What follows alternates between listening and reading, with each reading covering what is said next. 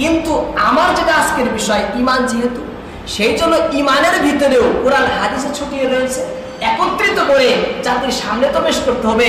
এর জন্য দুইজন ব্যক্তি দাঁড়াইছে যে কোরআন হাদিস থেকে অধ্যয়ন করে গবেষণা করে জাতির সামনে পরিপূর্ণভাবে ইমানটা কিভাবে পেশ করা যায়। কয়জন ব্যক্তি দাঁড়াইছে? দুইজন ব্যক্তি। এক নম্বর ব্যক্তিকে হযরত আবু মুসা আশআরী রাদিয়াল্লাহু তাআলা আনহু, সাহাবী আবু মুসা আশআরী রাদিয়াল্লাহু তাআলা আনহুর খানদানের একজন, তার নাম ছিল আবুল হাসান আলী ইবনে ইসমাইল আশআরী হাম্বলী রাহিমাহুল্লাহ। দ্বিতীয়জন হলেন সামরকান্দ, একটা শহর, সেই শহরে একটা গ্রাম, একটা জায়গা, যার নাম হলো মাতুরিদ। সেই মাতুরিদ জায়গার মধ্যে একজন ব্যক্তি ছিলেন, তিনার নাম ছিল আবু মনসুর মুহাম্মদ বিন মাহমুদ। মাতুরিদি সামরকান্দে হানফি রাহিমাহুল্লাহ।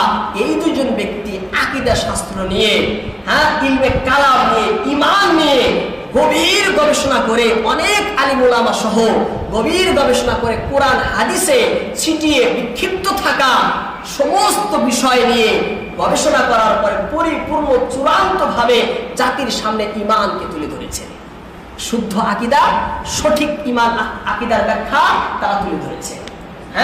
এবার সেই আকীদা ব্যাখ্যা করার সময়, গবেষণা করার সময়, সন্নিবিষ্ট করার সময় কি লক্ষ্য করেছেন তারা? কিছুগুলো বস্তু লক্ষ্য করেছে।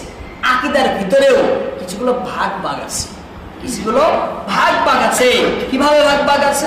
আকীদা, সমস্ত আকীদা সমান না। কিছুগুলো আকীদা এমন আছে যে আকীদা অস্বীকার করলে সে কাফির হয়ে যাবে। কিছুগুলো আকীদা এমন আছে যে আকীদা অস্বীকার করলে কি হবে? মানুষ পরিপূর্ণ কাফের। উদাহরণ, খাতমে নবুয়ত। একজন ব্যক্তি সব কিছুই মানে, পরিপূর্ণভাবে বিশ্বাস করে, নিঃসন্দেহ রূপে বিশ্বাস করে, কিন্তু আমাদের নবীকে আখিরি নবী মানে না। আমাদের নবীকে আখিরি নবী মানে না, বা আখিরি তো মানে কোন দিকে? মর্যাদার দিকে, জামানার দিকে মানে না।